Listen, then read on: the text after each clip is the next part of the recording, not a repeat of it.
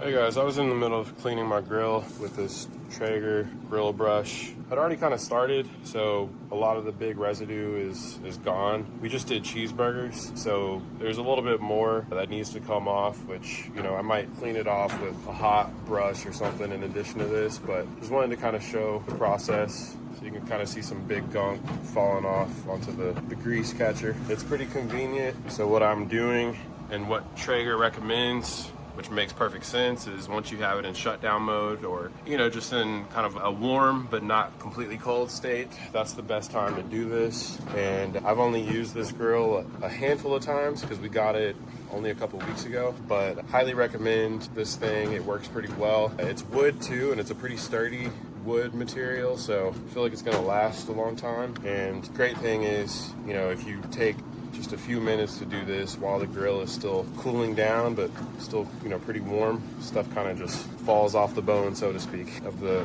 grill grates. So you'll save yourself a lot of headache in terms of the cleanup, and you definitely want to keep the grill clean in general, especially the grill grates, but just the grill in general, because you don't want residue to build up and, you know, grease fires to happen, or for your food to just kind of taste lower quality than it should if you take care of it. So yeah, I'm pretty new to grilling, especially on a Traeger, but as you can see, it's pretty easy. I'm really not applying much pressure. And again, this is after cheeseburgers, so this is one of the trickier things to clean up, because obviously cheese is like glue, but still working pretty well. And I mean, I'm doing this with one hand while I'm holding the phone talking to you guys, so it should kind of be a good illustration of how simple it is. And kind of see some of it's just falling directly into the grease catcher, but some of it's building up here. And then I just give this thing a good hand wash in the sink afterwards, personally, just because I feel like that'll preserve it. Really simple, highly recommend.